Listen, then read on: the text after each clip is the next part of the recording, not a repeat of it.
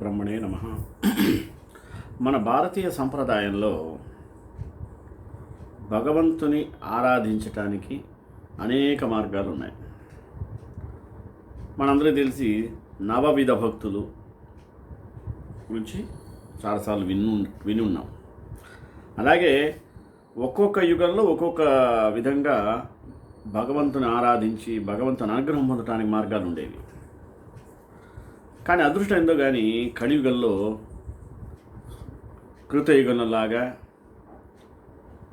తపస్సులు కానీ త్రేత ద్వాపర యుగాల్లాగా యజ్ఞాలు యాగాలు తపస్సులు ఇవేమీ చేయకుండా ఈవెన్ దాన ధర్మాలు కూడా చేయకపోయినా కేవలం నామ సంకీర్తన ఒకటి చేస్తే చాలు కలియుగంలో ముక్తి ప్రసాదిస్తాడు భగవంతుడు. అది గొప్పతనం, కలిగి ఉండేటువంటి విశేషత. అటువంటి కలియుగంలో భగవంతుని చేరడానికి మార్గాలు చాలా ఉన్నాయి అన్నాం కదా. ఆ మార్గంలో భగవంతుని అనుగ్రహం పొందాలంటే ఉండవలసింది లక్షణం అనేకాలు ఉన్నాయి. దాంట్లో ఒకటి ఉపవాసం చేయటం. చాలామందికి ఈ ఉపవాసం అంటే అదే ఏదో అన్నం తినకుండా భగవంతుడి నమస్కారం ఆ రోజు అన్నం తినకుండా ఉండటమే ఉపవాసం అనుకుంటారు. ఓ రోజు గురువారం బాబా ఉపవాసం అంటాడు, శుక్రవారం అమ్మవారికి ఉపవాసం అంటాడు, శనివారం వెంకటేశ్వర స్వామికి ఉపవాసం అంటాడు. ఉపవాసం అని చెప్పేసి కొంతమంది ఆ రోజు అన్నాలు తినకుండా రకరకాల పలహారాలు చేసుకొని పూరీలు చపాతీలు సుష్టుగా తింటూ ఉంటారు. అడిగితే మేము ఉపవాసం, ఈరోజు టిఫిన్ అంటారు. కొన్ని పెళ్ళిళ్ళకి వెళ్ళారనుకోండి, శనివారం పూట కనుక పెళ్ళి జరుగుతుంటే సాయంత్రం పూట ఒక పక్క అన్నం సెషన్ ఉంటుంది, మరొక ఉపవాసం చేసేవాడికి టిఫిన్ సెషన్. ఆ అన్న సెషన్లో సుమారు ఒక 10-15 ఐటమ్స్ ఉంటే ఈ ఉపవాసం చేసేవారి టిఫిన్ సెక్షన్లో 20 పేజీలకు ఐటమ్స్ ఉంటాయి. మరి ఇది ఉపవాసమా? అసలు ఉపవాసం అనే దానికి అర్థమే తెలియదు జనాలకి. ఉపవాసం అంటే ఏంది? ఏం తినకుండా ఉండని కాదు. అంటే దగ్గర. ఎక్కడ దగ్గర? ఎవరి దగ్గర? భగవంతునికి దగ్గరగా వాసం ఉండటం. అంటే భగవని దగ్గరగా ఉండమంటే పూజా గదిలో దేవుడి విగ్రహం దగ్గర ఉండమని కాదు, మనసులో భగవంతుని దగ్గరగా ఉండమని అర్థం. ఉంచుకో, వాసం చేయించుకో, వాసం కల్పించు, నివాసం కల్పించు. లక్ష్మీ నివాసునిలాగా, శ్రీనివాసునిలాగా. అది ఉపవాస లక్షణం. అటువంటి ఉపవాసం గురించి సరైన అవగాహన చాలామందికి లేదు. ప్రాచీన కాలంలో ఉపవాసం అంటే నిజంగానే భగవంతుని దగ్గర కూర్చొని భగవంతుని యొక్క నామ సంకీర్తన చేసుకుంటూ భగవత్ పారాయణ చేసుకుంటూ ఆ ప్రపంచంలో ఉండిపోతూ ఉంటారు కనుక వాళ్ళకి ఆకలి దప్పుకలు తెలిసేవి కావు. అందువల్ల వాళ్ళు ఏం తినేవాళ్ళు కాదు. అంతేగాని ఇప్పుడు అట్లా కాదు. ఆధునిక కాలంలో ఆరోగ్యాలు అందరికీ తేడాలు వచ్చేసాయి. ఇప్పుడు ఉపవాసం అంటే ఏమి తినకుండా చేయము కాదు. నిజంగానే ఉపవాసం రోజు ఏదో పలహారాలు ఇలా తీసుకుంటూ పోవాలి తప్ప భోజనాలు ఇవన్నీ చేయరాదు అనేది ఒక నియమం. కానీ కాలానుగుణంగా మార్పులు వచ్చినాయి. ఆ రోజుల్లో ఉన్నంత ఆరోగ్య రక్షణలు ఈ రోజు లేవు కనుక ఈ కాలానికి అనుగుణంగా ఏదో ఒకటి తినాల్సిందే. రోజుల తరబడి ఉపవాసాలు ఉండలేని వాళ్ళు, షుగర్ పేషెంట్లు, ఇట్లాంటి వాళ్ళు ఏదో ఒకటి ఆరోగ్యాన్ని కాపాడుకుంటే కదా. శరీరమాద్యం కలుధర్మ సాధనం. ఈ శరీరం ఉండాలి, అన్ని పనులు చేయాలంటే శరీరం ఉండాలి కదా. పైగా ఆరోగ్యం మహాభాగ్యం అన్నాడు కదా. ఇవి లేకుండా నువ్వు ఎంత భగవంతుని పూజించాలన్న ఆరోగ్యం సహకరించాలి కనుక ఈ శరీరాన్ని నిలబెట్టుకోవడానికి ఉపవాసం రోజు నేను తినటం తప్పలేదు. అంతేగాని మూర్ఖంగా షుగర్ పేషెంట్ హై లెవెల్లో ఉండేవాడు కూడా ఉపవాసంలో ఏం తినకుండా ఉండి ఆ దేవుడి దగ్గర కూర్చొని టపీని పడిపోయి డాక్టర్లు అంబులెన్స్ పిలిపిస్తే ఏముంటుంది చెప్పండి. అందుకని భగవంతుడు అవేం కోరుకోవాలా. ఆత్మారామ ఆనందరామ. చక్కగా నీ మనసులో భగవంతుడిని తలుచుకో, ఆనందాన్ని ఆయన ఇస్తాడు నీకు. ఇలాంటి విశేషాలు మనం తెలియకపోవడం వల్ల, ఉపవాసం గురించి సరైన అవగాహన లేకపోవడం వల్ల ఉపవాసాన్ని మన ఎవరికి వాళ్ళ ఇష్టమైన రీతిలో అన్వయించుకొని కొంతమంది పెద్ద పండితులు మిడిమిడి జ్ఞానంతో దానికి సంబంధించిన వాళ్ళకు అనుకూలంగా ఉండేటువంటి విశేషాలని పొందుపరిచి ఉపవాసాన్ని ఎన్ని విధాలుగా మార్చాలి అన్ని విధాలుగా చేశారు. అసలు ఉపవాసం ధర్మశాస్త్రంలో అలా లేదు. అదేదో మనం తెలియజేయాలనే ఉద్దేశంతో ఈరోజు మీ ముందుకు ఉపవాసం విశిష్టత అనే అంశంతో వచ్చాను. మొదటగా ప్రార్థన. స్థాపకాయ చ ధర్మస్య సత్యధర్మస్వరూపిణి అవతార వరిష్ఠాయ రామకృష్ణాయ తే నమః. ఉపవాసం అంటే దగ్గరగా వసించడం, నివసించడం, ఉండడం, దీన్నే ఉపవాసం అంటారు. వ్రతం చేసేవారి ఇష్టదైవం దగ్గర ఉండటమే ఉపవాసం. దీని గురించి వరాహ ఉపనిషత్తులో ఏం చెప్పారో చూద్దామా. ఉపసమీపేయో వాసః జీవాత్మా పరమాత్మనః ఉపవాసః సవిఘ్నేయ సర్వభోగ విసర్జితేత్. అలాగే ఈ ఉపవాసం గురించి భవిష్య పురాణం కూడా ఇలా చెప్తుంది.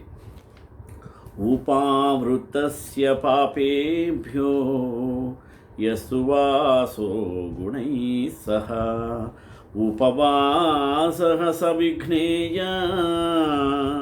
సర్వభోగ వివర్జితేత్. మహాశివరాత్రి వ్రతంలో జాగరణ అవసరం. వ్రతానికి యోగ్యమైన కాలం రాత్రి. ఎందుకంటే రాత్రిపూట భూత శక్తులు శివుడు తిరిగే సమయం అన్నమాట. చతుర్దశి రాత్రి ఆయనను పూజించాలి. భగవాన్ శ్రీకృష్ణుడు గీతలో ఇలా స్పష్టంగా చెప్పాడు. సమస్త ప్రాణుల నిగ్రహ పురుషుడు రాత్రికాలంలో మేల్కొని తిరుగుతుంటాడు. అతనిలోని ప్రాణులన్నీ జాగృతంగా ఉంటాయి. అంటే భోగ సంగ్రహంలో మునిగి ఉంటారు. తత్వాన్ని అర్థం చేసుకోగల మునులు దృష్టిలో రాత్రి అంటే అది. యనిసా సర్వభూతానాం తస్యాం జాగర్తి సంయమి యస్యాం జాగృతి భూతాని సా నిశా పశ్యత మునే. అనగా నిత్య జ్ఞాన స్వరూప పరమానంద ప్రాప్తి యందు స్థితప్రజ్ఞుడైనటువంటి యోగి మేల్కొని ఉంటాడు. అది ఇతర ప్రాణులన్నింటికీ రాత్రితో సమానం. నశ్వరమైన ప్రాపంచిక సుఖప్రాప్తికై ప్రాకులాడుచున్న ప్రాణులన్నీ మేల్కొని ఉండును. అది పరమాత్మతత్వం తెలిసిన మునికి అనగా మనశీలునికి రాత్రితో సమానం. అందువలన శివరాత్రి జాగరణ ముఖ్యమన్నమాట. శివునితో ఐకీకరణం అవటమే నిజమైన శివపూజ. ఇంద్రియాభిరుచుల్ని నిరోధించి పూజించటమే శివవ్రతము. శివరాత్రి ఎలా చేసుకోవాలి అనే దాని మీద కూడా మన శాస్త్రాలు చెప్పాయి. ఎలా గరుడ పురాణంలో ఇలా ఉంది. త్రయోదశి రోజునే శివ సన్మానము గ్రహించి వ్రతాలు కొన్ని ప్రతిబంధకాలు గమనించాలి. అంటే కొన్ని నియమాన్ని మనసులో నిర్ధారించుకొని ఆ వాటినే పాటించాలి. మీ ప్రకటన ఇలా ఉండాలి. హే మహాదేవా, నేను చతుర్దశి రోజున జాగరణ చేస్తాను. నా భక్తి సామర్థ్యాన్ని బట్టి దాన తప హోమాన్ని చేయగలను. నేను ఆ రోజు నిరాహారిగా ఉంటాను. రెండవ రోజు మాత్రమే తింటాను. ఆనందం మోక్షాలను అనుగ్రహించి శివా అని వేడుకోవచ్చు. వ్రతం చేసిన తరువాత గురువు దగ్గరికి వెళ్ళాలి. పంచామృతంతో పాటు పంచగవ్యాలు అంటే ఆవు పాలు, ఆవు పంచకం అంటే ఆవు మూత్రం, ఆవు పేడ, ఆవు పెరుగు, ఆవు నెయ్యి అని అర్థం. వీటితో శివలింగాన్ని అభిషేకించాలి.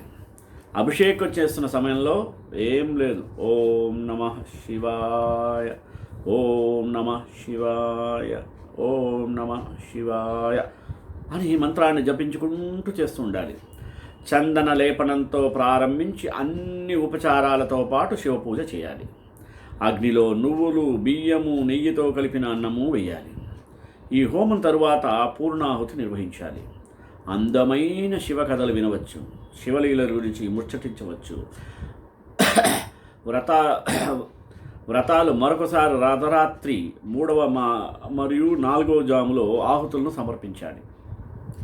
సూర్యోదయం అయ్యేంత వరకు మౌనపాఠం చేయదలిచిన వారు ఓం నమ శివాయ అంటూ శివుని స్మరిస్తూ ఉండాలి. ఆయనను భక్తులు కోరుకునేది ఏమంటే, పరమాత్మ మీ అనుగ్రహంతో నేను నిర్విఘ్న పూజ కొనసాగించి పూర్తి చేశాను. హే లోకేశ్వర, శివ, భవ, నన్ను క్షమించు. ఈరోజు నేను ఆర్జించిన పుణ్యమంతా మీకు అర్పితం గావించినదంతయు మీ దయతోనే పూర్తి చేశాను. హే కృపానిధి, మా పట్ల ప్రసన్నులు కండి. మీ నివాసానికి వెళ్ళండి. మీ దర్శన మాత్రము చేత మేము పవిత్రులమయ్యాము. అటు పిదప శివభక్తులకు భోజనం, వస్త్రఛత్రాలు ఇవ్వాలి. నిజానికి లింగోద్భవమైన అర్ధరాత్రి సమయం ప్రతిరోజు వస్తుంది కనుక ప్రతిరోజు శివరాత్రే, ప్రతిక్షణం శివస్మరణ యోగ్యమే. అయితే కృష్ణపక్ష చతుర్దశి శివునికి ఇష్టమైన రోజు కనుక ప్రతి నెల వచ్చే ఆ రోజును మాస శివరాత్రి అంటారు. అందులోనూ మాఘ బహుళ చతుర్దశి ఆయనకు మరీ ప్రీతి కనుక ఆ రోజున మహాశివరాత్రి జరుపుకుంటూ ఉంటాం మనం. ఆ రోజు ఉదయం స్నానాది కార్యక్రమాలన్నీ పూర్తి చేసిన తర్వాత వీలైన శివాలయాలను దర్శించి, అవకాశం లేకపోతే ఇంటి వద్దే ఉమామహేశ్వరులకు ప్రీతికరమైనటువంటి పువ్వులతో, బిల్వ దళాలతో అర్చించాలని, శక్తి కొలది పాలు, గంగోదకం, పంచామృతాదులతో లింగాభిషేకం చేయాలని, ఉపవాస జాగరణ శివస్మరణలతో రోజంతా గడిపి మరునాడు ఉత్తమ బ్రాహ్మణులకు, శివభక్తులకు భోజనం పెట్టాలని వ్రత విధానాన్ని బోధించారు. అలాంటిది ఉపవాసం ఎందుకు చెయ్యాలి? అది రీజనింగ్ తెలియకుండా చేయకూడదు కదా. ఉపవాసం చేయడం వెనుక ఎంతో అంతర్లీనమైనటువంటి ప్రత్యేకతలు ఉన్నాయి. ఏది? మన శరీరంలో సహజమైన ఆవృత్తిని గమనిస్తే మనం మండలం ప్రమాణాన్ని గమనించవచ్చు. మండలం అంటే శరీర వ్యవస్థలో మార్పులు పునరావృతమయ్యే 40 నుండి 48 రోజుల కాలవృత్తం అంటారు. ఈ కాలవృత్తంలో మనకు 3 రోజుల పాటు ఆహారం అవసరం లేదు. మనకు మన శరీరం ఎలా పనిచేస్తుందో అనే స్పృహ గనక ఉంటే మనకు ఫలానా రోజున భోజనం అక్కర్లేదన్న సంగతి తెలుస్తుంది. మనం ఆ రోజున ఏ శ్రమ లేకుండానే మరియు భోజనం చేయకుండా గడపగలుగుతాం. చివరకు కుక్కలకి, పిల్లులకి కూడా ఈ అవగాహన ఉంది సుమి, నమ్ముతారో లేదో. ఒకరోజు అవి అసలు ఆహారం ముట్టుకో. ఏ రోజైతే వ్యవస్థ ఆహారం తీసుకోవడానికి నిరాకరిస్తుందో ఆ రోజు శరీరం తనను తాను శుద్ధి చేసుకునే రోజు. చాలామందికి ఏ రోజు భోజనం చేయకుండా ఉండాలో తెలియదు కనుక భారతీయ పంచాంగంలో ఆ రోజును ఏకాదశిగా గుర్తించారు. ఏకాదశి చాంద్రమానంలో 11వ రోజు. అది ప్రతి 14 రోజులు పునరావృతమవుతూ ఉంటుంది. అది సంప్రదాయంగా ఉపవాసం చేసే రోజు. కొంతమంది ప్రజలు వాళ్ళ పని ఒత్తిడి వలన వాళ్ళకి తగిన ఆధ్యాత్మిక శిక్షణ లేనప్పుడు ఆ రోజు ఉపవాసం చేయలేకపోతే వాళ్ళు పండును తిని గడపడానికి నిర్ణయించుకోవచ్చు. అసలు మన మనస్సుని, శరీరాన్ని ముందుగా ఉపవాసానికి తగిన విధంగా సిద్ధం చేయకుండా బలవంతంగా ఉపవాసం చేస్తే లాభానికి బదులు మన ఆరోగ్యానికి హాని కలుగజేస్తుంది. మన శరీరము, మనస్సు, శక్తి ఆ సాధనకు తగినట్లుగా తయారుగా ఉంటే మనకు ఉపవాసం వల్ల లాభం చేకూరుతుంది. తరచూ పొగ తాగేవారు, కాఫీ తాగేవారికి ఉపవాసం చేయడం చాలా కష్టం అనిపించవచ్చు. కనుక ఉపవాసం ప్రారంభించక ముందు మన శరీరాన్ని సరియైన పోషక విలువలున్న పదార్థాలు తినడం ద్వారా సిద్ధం చెయ్యండి. ముఖ్యంగా నీరు ఎక్కువగా ఉండే పళ్ళు, కూరగాయలు తినడం ద్వారా. అందరికీ ఉపవాసం చేయడం మంచిది కాకపోవచ్చు. దాన్ని సరిగా అర్థం చేసుకోగలిగితే దాని వలన ప్రయోజనాలు కోకొల్లలు ఉన్నాయి. యోగా యొక్క ప్రయత్నము ఈ భౌతిక శరీరం అనే శాలెగూడును పగలగొట్టి విశ్వమంతటిని మనలో భాగంగా అనుభూతి చెందగల విస్తృతమైనటి సంవేదనాత్మక శరీరాన్ని మనం ధరించేలా చెయ్యగలగడమే. ఉపవాసం కూడా ఈ తర్కంలో భాగమే. మనం ఏమీ తినకుండానే పౌష్టిక పదార్థాన్ని గ్రహించగలగడం. శరీరంలోని విష పదార్థాలను బయటకు పంపి శుద్ధి చేసుకోవడం పేరుతో ఈ రోజుల్లో ఉపవాసం ఆచరించవచ్చు. కానీ ఆ ప్రక్రియ వెన్న ఉన్న తర్కం ఇది.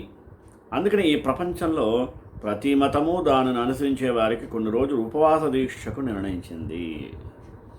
యోగ సంప్రదాయంలో చాంద్రమాన ప్రకారం ఈ ఉపవాస దినాలు నిర్ణయించబడ్డాయి. దీని కారణం నీటి నుండి, గాలి నుండి, సూర్యరశ్మి నుండి గ్రహించిన శక్తిని మనలో ఇముడ్చుకోగల సమర్థత చాంద్రమానం ప్రకారం కొన్ని రోజుల్లో అధికంగా ఉంటుంది. కొన్ని మతాల్లో ఈ ఉపవాస దీక్ష మండు వేసవిలో నిర్ణయించబడుతుంది. ఆ సమయంలో సూర్యరశ్మిని, నీటిని మనుషులు తమ వ్యవస్థలోకి స్వీకరించగల అవకాశాలు చాలా ఎక్కువగా ఉండడమే దీనికి కారణం. ఆధునిక జీవన విధానంలో అనారోగ్య సమస్యలు అధికంగా ఉన్నాయి. ఆహార అలవాట్లు అనారోగ్య సమస్యలు అధికం కావడానికి, తగ్గడానికి దోహదం చేస్తున్నాయి. చక్కటి ఆరోగ్యానికి ఉపవాసం దివ్యౌషధమని ఆయుర్వేద నిపుణులు సూచిస్తున్నారు. ఉపవాసం వలన శరీరంలోని జీర్ణ వ్యవస్థతో సహా అన్ని వ్యవస్థలు శుభ్రపడి ఆరోగ్యం చేకూరుతుంది. జీర్ణ వ్యవస్థలో మలినాలు పేరుకుపోయి మనిషి పలు వ్యాధులకు గురవుతాడు. ఆ మలినాలను శరీరం నుంచి తొలగించినట్లయితే ఆరోగ్యం సమకూరుతుంది. ఉపవాసం చేసినట్లయితే ఆ మలినాలు బయటకు పోయి శారీరక వ్యవస్థలు మళ్ళీ ఆరోగ్యవంతంగా మారుతాయి అని ఆయుర్వేదం మనకు సూచిస్తూనే ఉంది. ఉపవాసం అనేది మానసిక ఉన్నతికి, తద్వారా చక్కటి ఆరోగ్యం, ఆలోచన విధానంలో మంచి మార్పునకు అవకాశం కలిగిస్తుంది. ఉపవాసం అనుభవం ఎంతో ఆనందాన్ని కలిగిస్తుంది. తక్కువ సమయం ఉపవాసం చేసిన జీర్ణ వ్యవస్థ మెరుగుపడి ఉత్తేజితమవుతుంది. తద్వారా జీర్ణ కోసం చక్కగా పనిచేసేది అవుతుంది. ఆహార పదార్థాలు బాగా జీర్ణం కావడం వలన విషతుల్యమైనటువంటి మలినాలు ఎక్కువ ఉత్పత్తి కావు. మతపరమైన ఆచార వ్యవహారాలలో స్వస్థత కోసం అనుసరించే విధానంలో ఉపవాసం వల్ల ఎన్నో ప్రయోజనాలు ఉన్నాయి. ఉపవాసం చేస్తే శరీరంలో ఉన్న విషతుల్య వ్యర్థాలు బయటికి వెళ్ళిపోయి మనస్సు, శరీరం శుభ్రపడి తేలికవుతాయి. జీర్ణకోశ వ్యవస్థకు చక్కటి విశ్రాంతి కలుగుతుంది. శరీరం అంతా హాయిగా, తేలికగా, తాజాగా అనిపించి శక్తిని పుంజుకుంటుంది బరువు తగ్గడానికి. ఉపవాసం ఎన్ని రకాలు చూద్దాం. ఒకటి, వండని పదార్థాలతో ఉపవాసం ఎలా చేయొచ్చు. ఈ ఉపవాసం ఆహార పదార్థాలకు బదులుగా పండ్లు, పచ్చి కూరగాయలు తింటారు. తర్వాత పానీయాలతో ఉపవాసం. ఇందులో ఆహారానికి బదులుగా మంచినీళ్ళు, పండ్ల రసాలు, కూరగాయల రసాలు, హెర్బల్ టీ, గోరువెచ్చటి నీరు, నిమ్మరసం, తేనె కలుపుకొని తాగడం. పానీయాలతో ఉపవాసం ఏడాదిలో 3 సార్లు, అది వసంతకాలంలో ఆచరించవచ్చు. నిరోధక శక్తిని బలపరిచే మరియు బీపీని, ఇది కొలెస్ట్రాల్ను నియంత్రిస్తుంది. వండిన పదార్థాలతో ఉపవాసం. ఈ తరహా ఉపవాసంలో ఉడికించిన కూరగాయలు, వండిన పెసరపప్పును, గింజలను తీసుకుంటారు. సంపూర్ణ ఉపవాసం. ఈ తరహా ఉపవాసం చేసేవారు మంచినీళ్ళను కూడా తాగరు. మంచినీళ్ళు కూడా తాగరంట. అది చూసారా? ఉపవాస విధులు ఉన్నాయి. అంటే ఉపవాసం అలవాటు లేకుండా అప్పటికే కొత్తగా మొదలుపెట్టేవారు తక్కువ సమయం ఉపవాసం చేసి ఆ తర్వాత ఎక్కువ రోజులు చేయడానికి ప్రయత్నించాలి. ఏమీ తినకుండా ఒక్కసారి భోజనం చేసి లేదా ఆహార పదార్థాలను కొన్నింటిని మినహాయించుకొని తినవచ్చు. ఉపవాసం పూర్తయ్యాక ఆహారాన్ని ఒకేసారి ఎక్కువగా తీసుకోకూడదు. కొద్ది నిమిషాల్లో మీ మనస్సు నుండి ప్రతికూల ఆలోచనలు పొందటానికి ఈ యోగముద్ర. ఈ విషయాన్ని మరువరాదు సుమి. ఉపవాస సాఫల్యత అది పూర్తయ్యాక తీసుకునే ఆహారం పైన ఆధారపడి ఉంటుంది. అది గుర్తుపెట్టుకోవాలి. ఉపవాసం అమ్మయ్య అయిపోయింది చెప్పి నిన్నటి నుంచి ఏం తినకుండా ఉన్నా అని చెప్పి మొత్తం నిన్నటి ఈరోజు కలిపి మొత్తం తినేశారనుకోండి, ఉపవాస ప్రయోజనం ఉండదు. దానికి కూడా ఒక నియమాలు ఉన్నాయి. అంటే ఉపవాస సమయంలో పొట్టలో ఖాళీ అయిన స్థానంలో తిరిగి అధికంగా చేర్చినట్లయితే ఉపవాసం వల్ల ప్రయోజనం ఉండదు.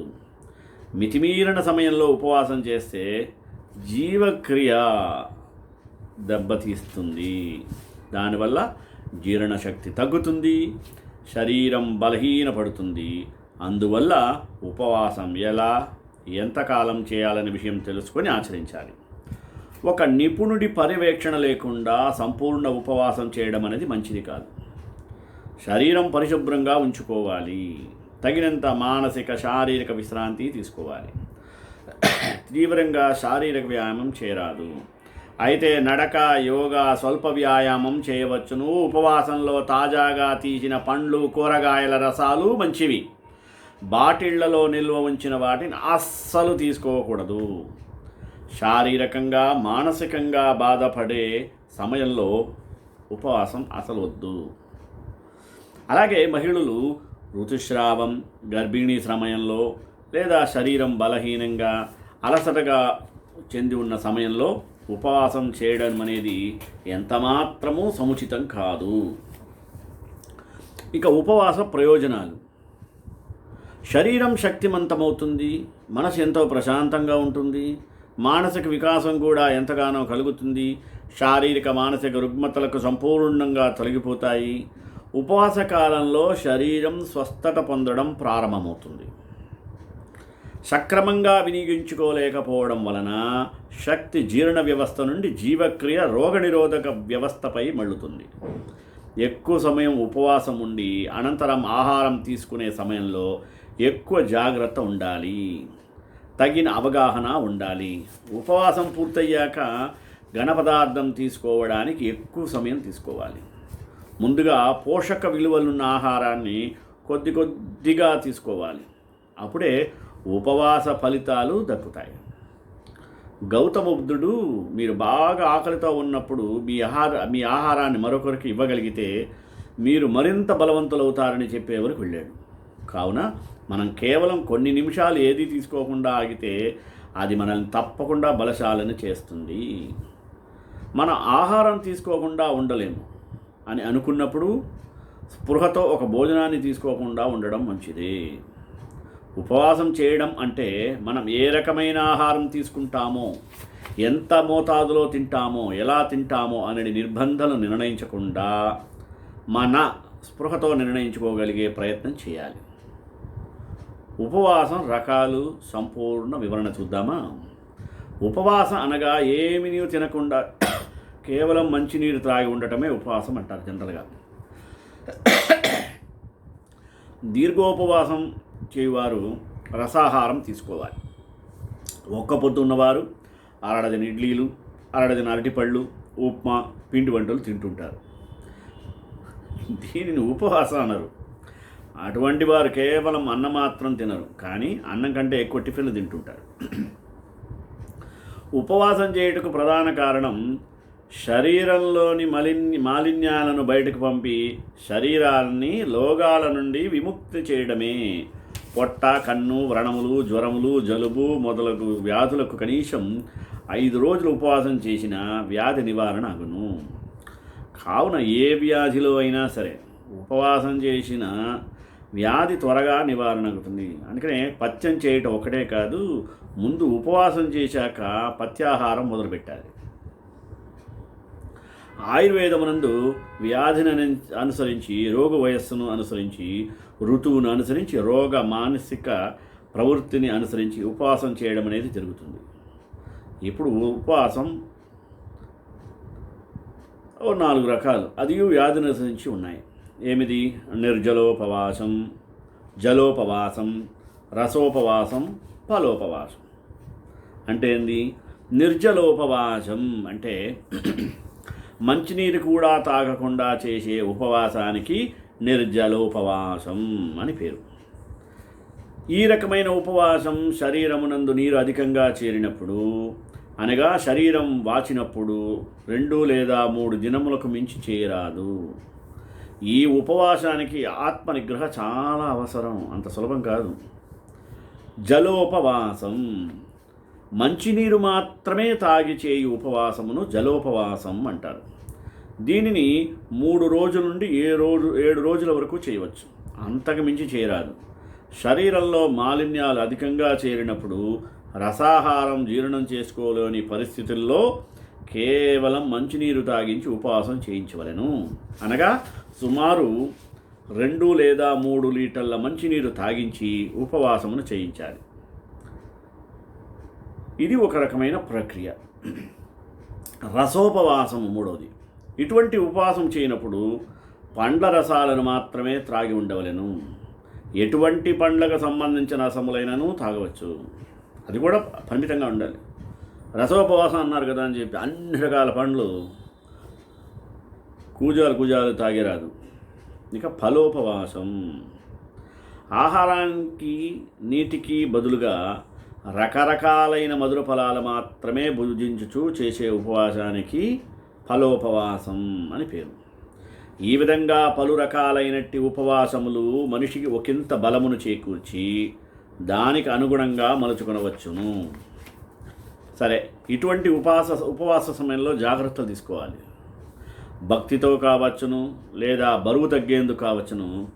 కారణం ఏదైనా చాలామంది తరచూ ఉపవాసం చేస్తుంటారు. సరైన అవగాహన లేకుండా తరచూ ఉపవాసాలు చేస్తుంటే చాలా రకాల అనారోగ్య సమస్యలు చుట్టుముడతాయి. ముఖ్యంగా అసలు ఆహారం తీసుకోకుండా ఖాళీ కడుపుతో ఉండిపోతుంటే బలహీనత, అసిడిటీ, అలసిపోవడం, తలనొప్పుల వంటి బాధలు చాలా వేధిస్తాయి. కాబట్టి ఉపవాసం అంటే పూర్తిగా ఏమీ తినకుండా లంకడం చేయడం కాదని, ఈ సమయంలో కూడా శరీరానికి పోషకాలు అవసరమని గుర్తించాలి. ప్రత్యేకించి ఈ డయాబెటీస్ అంటారు చూడండి, మధుమేహం, అసిడిటీ వంటి సమస్యలు ఉన్నవారు, గర్భిణులు, పిల్లలు అసలు ఉపవాసం చేయకపోవడం ఉత్తమం. మరోవైపు చాలామంది ఉపవాసం ముగిస్తూనే బాగా నూనె, నెయ్యి వేసి వండించిన స్వీట్లు, కొవ్వు పదార్థాల వంటివి దండిగా తింటుంటారు. ఇది అసలు మంచిది కాదు.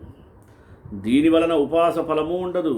కాబట్టి ఉపవాస సమయంలో మన శరీరానికి అవసరమైన పోషకాహారం మితంగా తీసుకోవడం మంచిది. ఇలా చేస్తే ఉపవాసం తర్వాత శరీరం మరింత ఉత్తేజంగా, తేలికగా, ఉల్లాసంగా అనిపిస్తుంది. ఉపవాస సమయంలో పండ్లు, కూరగాయ ముక్కల వంటివి ఎక్కువగా తీసుకోవడం ఉత్తమం. ఇలా చేస్తే ఉపవాసం తరువాత శరీరం మరింత ఉత్తేజంగా, తేలిగ్గా, మనిషికి హాయిగా ఉంటుంది.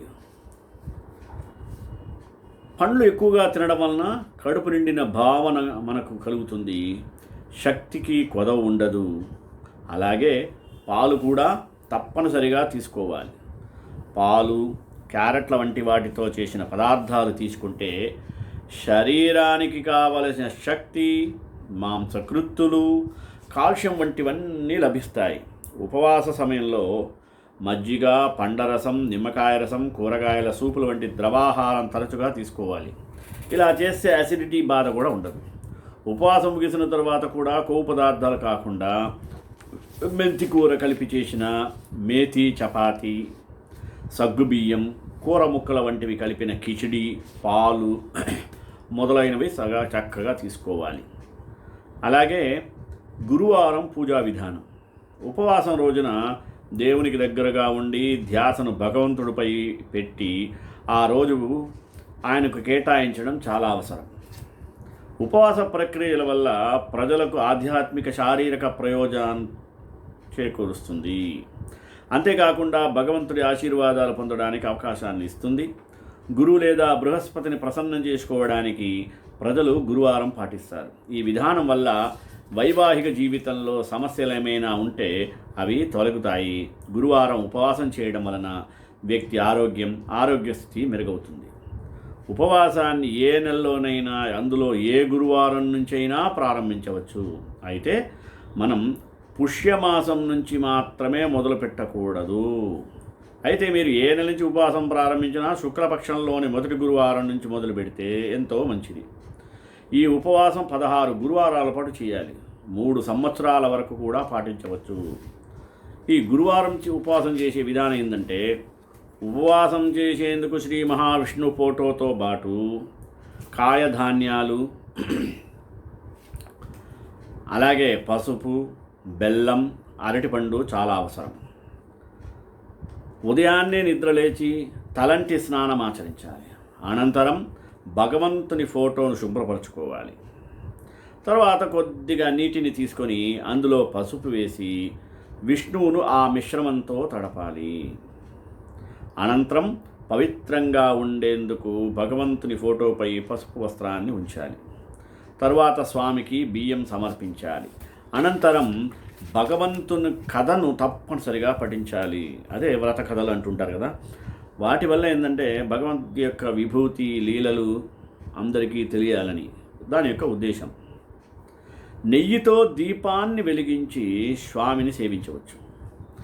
తప్పనిసరిగా పసుపు రంగులో ఉండే మిఠాయినే స్వామికి సమర్పించాలి.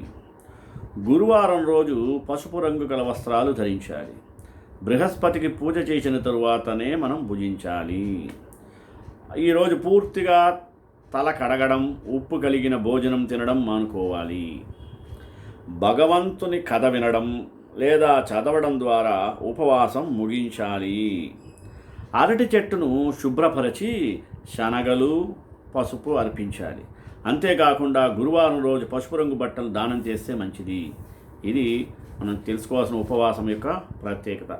శ్రీకాంతాయ కళ్యాణ నిదే నిదేద్రాం శ్రీ వెంకటనివాసాయ శ్రీనివాసాయ మంగళం మంగళాశాసన ప్రేమదాచార్య పురోగమై సర్వైశ్చ పూర్వైరాచార్యై సత్కృతాయాస్తు మంగళం.